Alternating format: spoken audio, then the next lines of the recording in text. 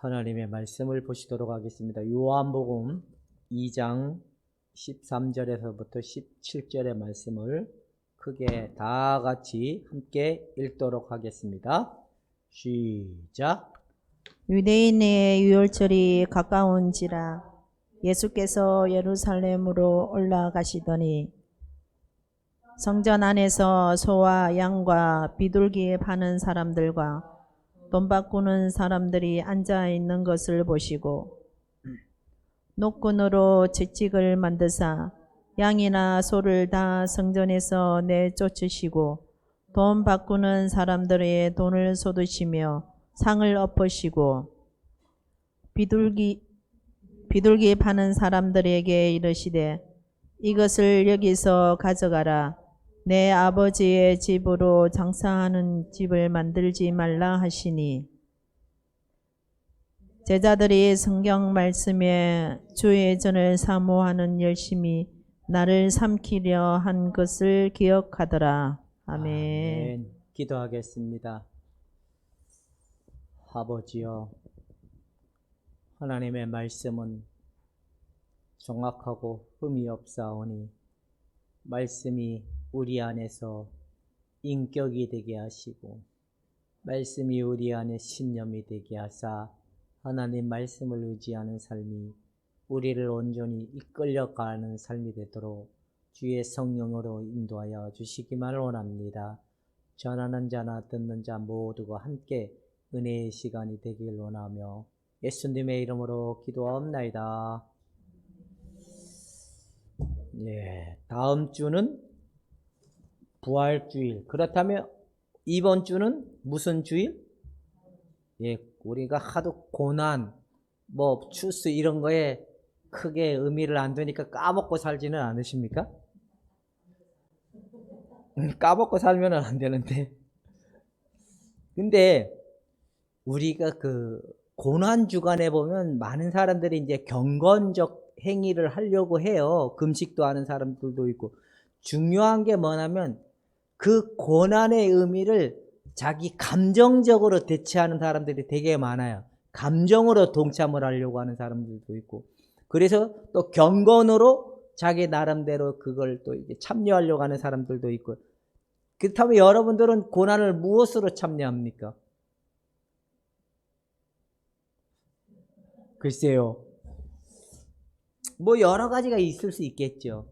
근데 여러분들은 예수님의 십자가의 의미가 확실히 날 위하여 십자가에 못 박히시고 날 위하여 죽으시고 사신 그 예수님을 찬양하고 경배하고 함께 동참하는 믿음이라면 고난을 잘 받들고 나가는 거겠죠. 근데 여러분들 안에 그 믿음이 없다면 아무리 내가 감정적으로 동참을 하려고 해도 그 십자가에 죽으신 예수는 내게 와닿지가 않아요. 그러나 여러분들이 믿음으로 예수의 그 은혜에 참여된 자라는 사실을 믿고 나아갈 때 은혜가 우리에게 일어나는 거기 때문에 감정적인 어떤 그 요소가 아닌 여러분들은 그냥 믿음으로 온전히 믿음으로 행할 수 있는 고난 주간이 될 수 있기를 주님의 이름으로 부탁해 드립니다. 오늘은 성전 청결이라는 제목을 가지고 은혜를 나누고자 합니다. 성전 청결은 일명 청소를 했다라는 그런 의미가 있는데 왜 예수님이 청소를 했을까요? 이 강도의 구로를 만들고 어떤 그 성전이 하나님 뜻대로 제 기능을 못하는 거예요. 그 이유가 왜 그럴까요? 거기에는 딱 한 가지, 하나님의 뜻을 제대로 깨닫지 못했기 때문에 그러는 거예요. 하나님이 진짜로 원하는 것이 모를 때는 누구의 관점으로 그걸 끌고 갈 수밖에 없을까요? 본인의 생각, 그 다음에 어떤 자신의 자신의 공동체를 주도적으로 이끌어가는 사람. 그래서 이제 지금도 마찬가지로 대통령이라는 그런 분들이 바뀌는 그런 시발점이 왔잖아요. 그 한 나라의 지도자가 잘못된 생각과 잘못된 방법을 가지면 온 나라의 백성들이 고생을 하잖아요. 마찬가지로 성전, 교회의 의미가, 교회의 역할적 의미가 지도자가 잘 모르면, 결국에는 하나님의 의도를 잘 모르는 지도자라면 교회의 의도는 정반대의 결과를 낳지 않을까라는 생각을 갖게 된다는 겁니다. 그래서 욕심이 많은 분이 만나면, 성공을 제일로 아는 그런 욕망을 가진 분을 만나면 교회를 하나의 성공의 기준으로 삼을 수 있는 요지도 되게 많고, 또 어떤 명예의 그런 성향을 가진 분들은 명예의 특징으로 가질 수 있지만 교회의 특징을 잘 모를 때는 그런 이유가 있는데, 그 이유는 딱 한 가지라는, 하나님의 온전하신 뜻이 무엇인지를 깨닫지 못하기 때문에. 그리고 또 망치는 이유가 보면 무분별한 열심의 사람들이 너무 많으면 그 교회가 이상해지더라고요. 무분별한 열심히 내는 사람들이 너무 많으면 다 이상해져가요. 그죠? 그리고 하나님을 위해서 살아야 된다라는 명분을 가지고 너희의 조금의 희생도 괜찮은 거야. 그래서 이제는 너희들이 누구의 중심으로 들어와야 돼라고, 교회의 중심으로, 교회의 중심, 목사님 중심, 또 이런 개념으로 해서 교회는 열심히 하는데 가정일은 소홀히 하죠. 과거 쪽에 곳에 이런 얘기 할 때만 막 찔리죠. 왜? 이것이 곧 누구의 뜻이라고 생각하기 때문에. 하나님. 그러니까 목사도, 지도자도 하나님의 의도를 알아야 되고, 성도들도 하나님의 의도를 알을 때만이 교회가 교회다운 역할적 토대가 세워져 갈 수 있지 않을까라는 생각이 든다는 겁니다. 오늘 그런 포인트를 가지고 함께 하나님의 은혜를 나누고자 합니다. 자, 보면 예루살렘 성전은 가로가 몇 미터요? 400m면 여기서 한 어느 정도 될까요? 엄청 크겠죠? 가로가 400m, 세로가 280m. 그게 엄청난 큰 성전인 거예요. 이런 거대한 성전인데, 이걸 누가 짓기 시작을 했냐면 헤롯 대왕이 건설하기 시작을 해서, 예수님의 그 시간까, 예수님이 그 사역을 막 시작하는 그 관점에까지도 성전을 계속적으로 이렇게 지어가고 있는 그런 관점이 있는데, 그리고 난 다음에 이게 한 10 몇 년 더 가서 60년도에 완성이 되었는데, 70년도에 이 성전이 돌 위에 돌 하나 남지 않고 쌍글이 다 무너지는 일들이 일어나게 된 건데, 이걸 누가 목도했냐면 바로 요한이 그걸 묵도한 거예요. 요한이 제일 오래 살았거든요, 예수님의 제자들 가운데. 그걸 다 보고 예수님의 예언이 성취되고 이루어지는 모든 것들을 요한이 보고 그런 일들을 기록한 내용 가운데 있는데, 그러니까 여러분 46년 된 교회 건물을 헐면 내가 3일 만에 다시 지리라. 그럴 때 두 가지의 반응이 일어나더라고. 하나는 문자 그대로 받아들이는 사람, 또 한 부류는 하나님의 의도가 무엇인지를 알았던 사람. 여기에 보면 요한도 이게 나중에 예수님이 죽으시고 부활하셨을 때 이게 예수님의 몸이 대체됐다라는 걸 그때 가서 알았던 것 같아요. 오늘 우리가 읽었던 내용 가운데 보면 그런 의미적 내용도 나오는데, 이게 문자적인 의미의 관점으로 받아들이는 사람들은 하나님의 의도를 못 깨달으면 그냥 뭐만 할까요? 그냥 열심히 가지고 열심히 뭔가를 하는데 하나님이 기뻐하신다라는 그 이유로 많은 사람들을 눈도 가리고 귀도 가릴 수 있는 그런 요소를 가지게 된다.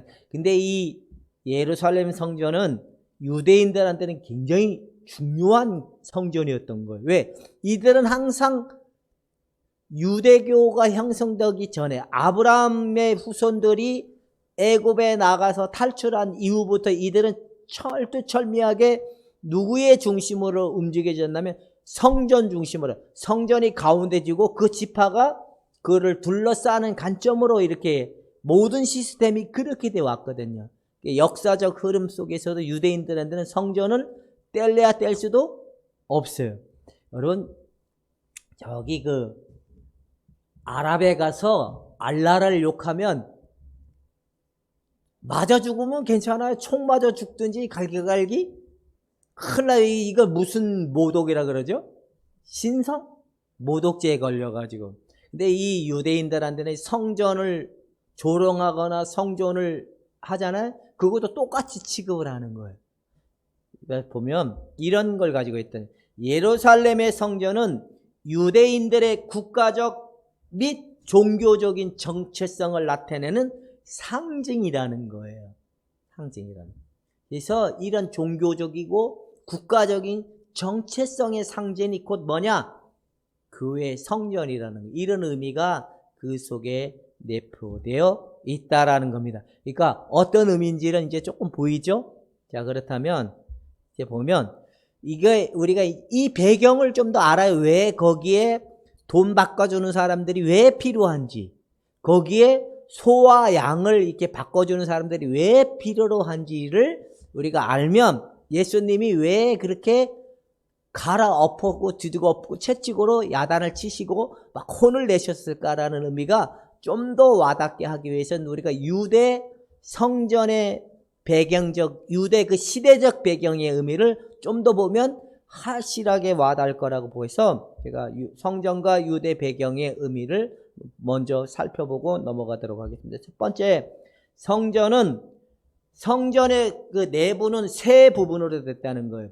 세 부분으로. 첫 번째는 이제 그 유대인들 중에 할례를 받은 부류, 남자들이 제일 거하는 자리, 가운데는 유대 여자들이 거하는 자리, 그 다음에 오늘 성경에 나왔던 돈 바꿔주고 소 팔아주고 이렇게 해줬던 그 장소는 뜰, 거기는 이방인들만 모여서 함께 참여할 수 있는 그런 요소가 있는 이 세 구역적 특징이 나눠져 있는데, 바로 예수님이 성전에서 이렇게 채찍질했던 부류의 사람들이 그 이방인들이 거기에 막 이게 돈과 그 가축 이런 것들이 있다 보니까 예배를 드릴래야 드릴 수도 없는 그런 환경이 되었던 거예요. 이제 이런 부분들이 있는데, 성전에는 제일 안쪽에는 남자들의 뜰로서 혈통적 유대인의 남자와 할례를 받고 이방인의 개종을 했다. 할례를 받아야지만이 자기 민족적 특성에 들어올 수 있다라고 우리가 갈라디아서를 공부하면서 봐야죠. 그다음에 이제 가운데는 여자들의 뜰이라는 겁니다. 그다음에 바깥쪽은 이방인의 뜰로서 장사하는 곳으로 만들었다는 거예요. 그래서 예수님이, 그러니까 하나님의 교회를, 하나님의 성전을 이제 장사하려고 만든 그것을 보고 화가 나신 거예요. 왜? 만민이 기도하는 지부의 역할을 할 수 없도록 만들었기 때문에. 이때는 왜 이렇게 될 수밖에 없냐? 이 유대인들은 로마의 통치하에 있었거든요. 로마의 통치하에 있다는 거는 이제 로마에 의해서, 로마의 사람들로 의해서 이제 누가 세워지냐면 제사장들도 세워지고 거기에 관리도 세워지고 이런 특징의 문화가 시대적 배경에 있었다는 겁니다. 그래서 보면, 자, 예루살렘의 성전은 유대사에서 종교적 기능뿐 아니라 여 안에는 경제적, 정치적, 사회적, 권력적 발휘하는 이 특징이 이 성전 중심에서 다 나온다는 거예요. 경제도 거기서 나오고, 사회적인 그 권력도 거기서 나오고, 그리고 경제적, 정치적인 권력도 거기서 다 나오는데, 거기가 그런 시스템으로 되어졌다라는 거예요. 그러니까 모든 중심이 지금 어디로 모여져 있죠? 우리나라의 모든 관심은 항상 어디로 가 있죠? 청와대로 가 있잖아요. 청와대에서 모든 것들이 다 나오잖아요. 그런 것처럼 성전에서 정치적, 사회적, 경제적인 부분이 다 나오는데, 어떻게 이렇게 될 수 있을까? 함께 얘기하면 기득권자들이 너무 이렇게 자신들의 욕심에 의해서 이게 하나님의 것을 이용해 먹는 타락한 문화가 그 시대도 왕성하게 나타날 수 있었다는, 정치적으로 먼저 보도록 하겠습니다. 정치적 지배 세력과 야합을 통해서 그것을 이렇게 지켜오고 그거에 근거해서 자신의 살 길을 확보하려고 했던 그런 특징이 거기에 나왔는데, 바로 대제사장들이 누구와 결탁이 된 거예요? 로마의 통치자들, 그래서 여기에 보면 이렇게 될 수밖에 없었던 이유가 왜 그러냐면 대제사장은 누구에 의해서? 로마 총독에 의해서 임명되었다는 거예요. 그러다 보니까 여기에서 이런 관점, 이렇게 결국은 대제사장이 임명이 되면 거기에 이제 누가 달라붙냐면 우리가 잘 아는 기득권 세력 가운데 하나였던 바리새파 사람들하고 그다음에 이제 거기에 모이는 이제 유대 중심적 서기관들하고 또한 바리새파 사람들하고 이 세 부류가 거기에 똘똘똘 뭉쳐가지고 이제 누구의 하수인적 역할을 하냐면 로마의 하수인적 역할적 의미가 있게 됐다는 겁니다. 그러다 보니까 결국에는 무엇에 구로를 만들 수밖에 없었냐? 강도의 구로를 만들 수밖에 없었다는. 만약에 제사장들이 하나님의 의도를 알았다면 처음에는 아마 알았을 거예요. 근데 시간이 가면서 이들은 자신도 모르게 그것을 자꾸 허용을 하다 보니 그 시대에는 제사장들이 뭘 같이 병행한지 아세요? 투잡한 거야. 우리 현대 말로 얘기하면 목사가 투잡을 했는데 하나는 이제 제사장적인 역할을 하고 뒤에선 뭘 하냐면 목축업을 따로 한 거예요. 목축업. 근데 예루살렘에 가서 예배를 드리려면 그들이 뭘 가지고 가요? 소, 양, 비둘기, 예물을 가지고 간다면 저기 갈릴리부터 아니 저시 강원도 고성군 현대면 명파리서부터 소 끌고 온다고 생각을 해보세요. 끌고 왔는데 흠이 없는 것을 하나님께 드리면 안 된다라는 그 말씀이 있잖아요. 그러니까 이 기득권자들이 이제 검사를 하는 거예요. 이거 하나님께 드려도 괜찮습니다. 통과를 해주면 괜찮은데 이건 하나님께 드릴 수 없습니다라고 컷하면 그 예물로 드릴 수가 없는 거예요. 그러면 이제 결국엔 누구 걸 사야 돼요? 기득권에 길들여졌던 제사장들과 그 다음에 그 서기관들과 이런 사람들과 결탁되어 있고 그 다음에 이 제사장들 뒤에서 목축업을 했다 그랬잖아요. 걔네들 걸 갖다가 결국에는 떠넘기고 하는 그런 현상이 생기게 됐다는 거. 이해가 가죠? 그러니까 얼마나 그 시대의 그 제사장들이 얼마나 그렇게 못된 짓거리를 했는지 우리가 먼저 이해가 된다라는 거예요. 충분히 그렇게 될 수밖에 없어. 만약에 제사장이 나 이거 못하겠습니다 그러면 로마에서는 안 해도 된다라고 얘기하겠죠. 근데 제사장이 결국에 포기하지 못한 게 뭐죠?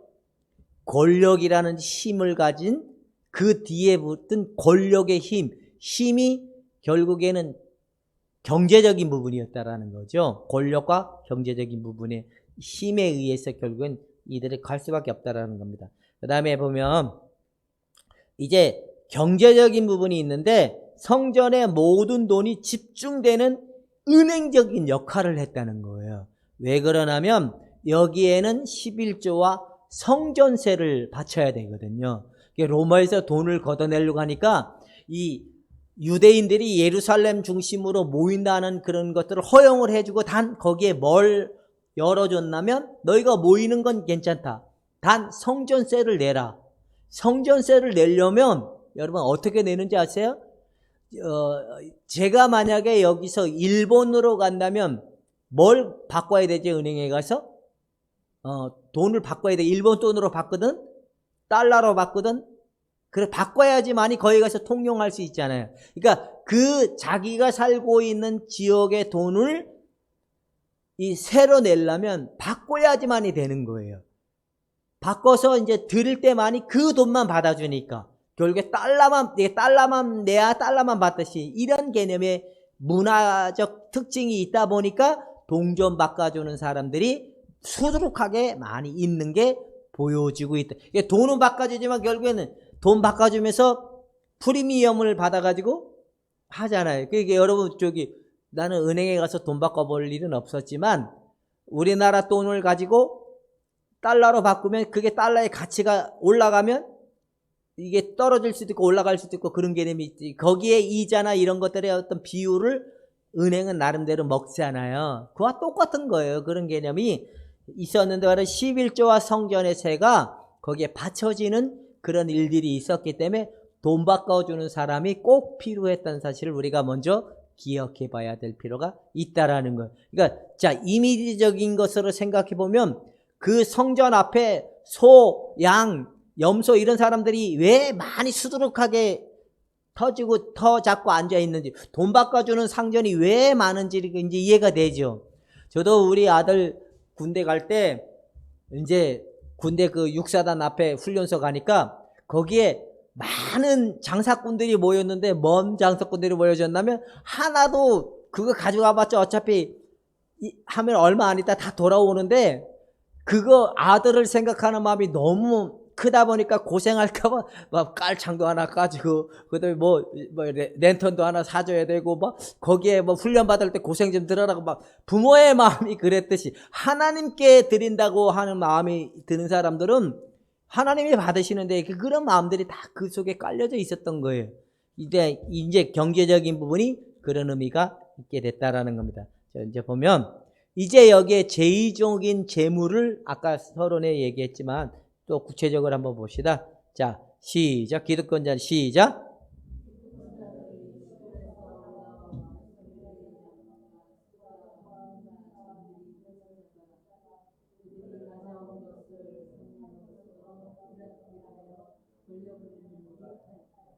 불합격이라 해서, 근데 얼마나 웃기는지 제가 설명을 해주면, 이게 이제 그 소를 한 마리, 이제 제사장의 소를 딱 끌고 와요.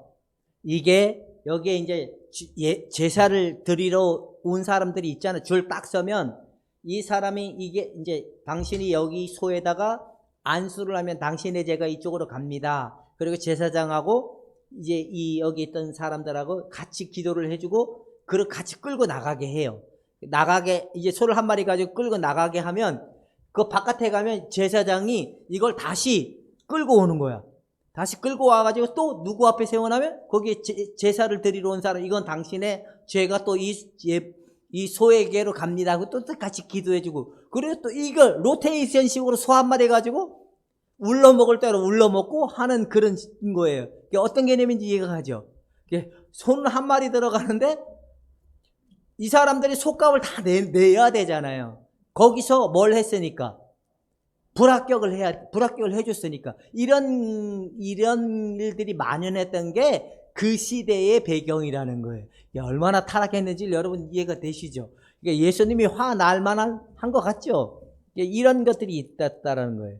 그래서 여기 보면 기득권자들은 바로 제사장들과 서기관들과 바리새인들이 이런 일들을 했게 됐다는 겁니다. 여기에 나오는 또 동전은, 예루살렘 순례자들은 동전을 그 지역에 통용되던 동전으로 바꿔야 했다는데, 거기에 왜 바꿔야 되냐면 은이 많이 함유된 돈을 아마 쓰게 됐던 것 같아요. 그게 두로라는 동전이었는데 그 두로를 드려야지만이 받아주니까 이제 바꾸는 일들이 일어나게 됐다는 거예요. 그래서 이런 내용, 실제로 성전에 돈을 받는 게 여기는 은이 많이 들어가 있는, 은이 많이 섞여 있는 돈을만 받아주다 보니까 그런 일들이 있는데, 그러니까 왜 성전 중심이 정치적, 경제적, 권력적 중심이 될 수밖에 없는지, 이거를 누가 포용을 해주는 거예요? 로마의 통치자들이 포용해 주면서 자기들에게 결국엔 득이 되지 손해볼 게 없으니까 종교를 허락해 주면서 자기네 이익을 찾아먹는 일을 할 수밖에 없었다. 사람이 결국에는 이익이 되니까 그렇게 하는 거예요.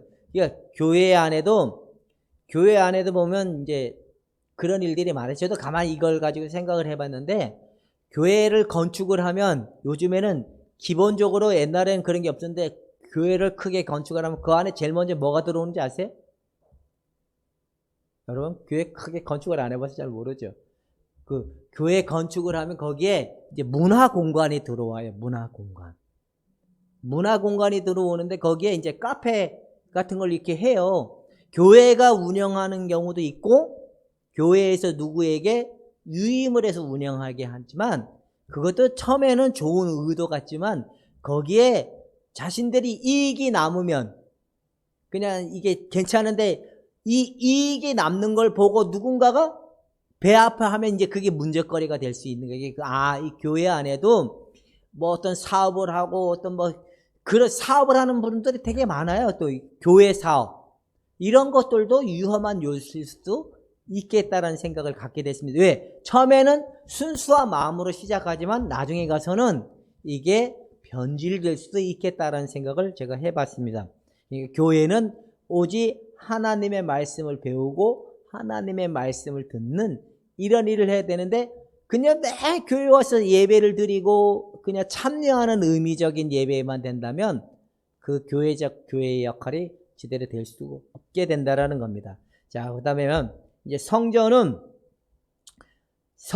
지상에 있는 하나님이 거주하는 장소라는 거예요. 성전. 항상 예덴 성전에는 여호와 하나님이 임재한 장소였고 성막에도 하나님이 임재한 장소였고 그다음에 또 이 예수 그리스도에게 아버지 하나님이 임재한 것이고 예수 그리스도에 임재하신 그 하나님이 다시 우리에게 오셔서 임재하는 것이 바로 임재 성전적인 의미가 바로 성전의 의미가 있다라는 겁니다. 그래서 이 성전에는 누구를 만날 수 있냐면 그의 백성들이 하나님을 만날 수 있는 장소라는 거예요. 근데 소 팔고 돈 바꿔주는 사람들이 줄치려 있는데 이방인들이 들어올 수 있겠어요? 없겠어요?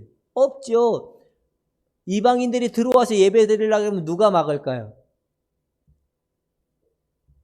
기득권자라고 결탁되어 있는 돈 바꿔주고 뭐 소 팔고 이런 사람들이 근데 하나님이 보시기에 너무너무 마음이 아팠던 거예요. 바로 이런 특징들이 있는데 자 요한은 한번 읽어봅시다. 시작.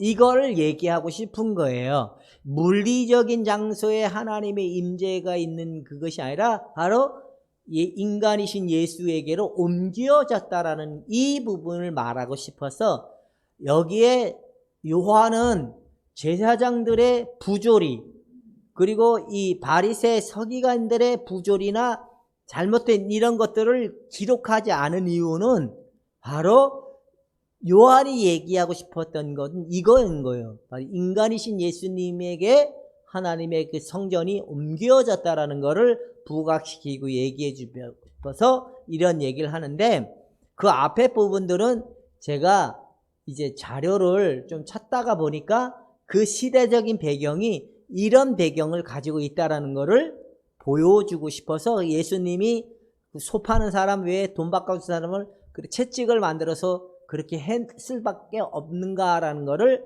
보여주기 위한 내용이었다는 겁니다. 자, 그렇다면 이제 자 한번 읽어봅시다. 시작.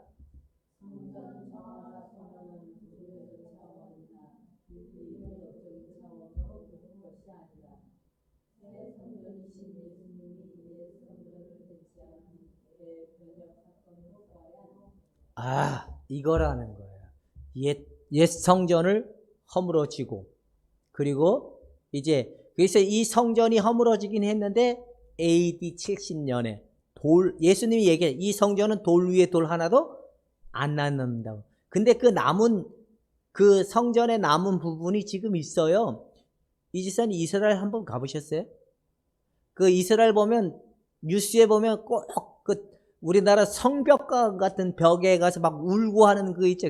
그 벽 성전의 그 울타리 같은 벽 역할을 했던 그 벽만 남아 있는 게 지금의 그 이스라엘 예루살렘 거기에 있는 벽인데 통곡의 벽이라고 하는 그 벽만 남은 건데 이 성전이 아니에요. 성전의 외곽 벽을 두르고 있었던 하나의 그 담장과 같은 게 그것이 성전의 부분 아니에요. 예수님 말대로 돌 위에 돌 하나 남김없이 다 무너졌어요. AD 70년에 무너졌다고 얘기하는데 바로 예수님의 옛 성전이 무너지고 새 성전으로 대체되었다는 사실을 보여주고 있다라는 겁니다. 그렇다면 여러분들 안에 있는 교회는 기득권적 특징에 의해서 움직여지고 있습니까? 예수 그리스도로 말미암아 움직여지고 있습니까? 이렇게 한번 우리가 질문을 해봅시다.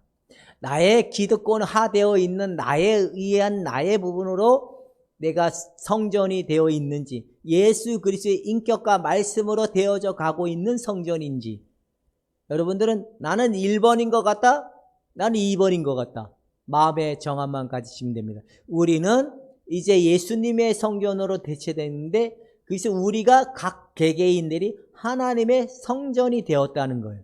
하나님의 성전은 하나님과 신령과 진정으로 예배할 때가 오나니, 쭉 보면 지금 요한이 진행되어 가는 과정을 보면 이제 그런 게 나와요.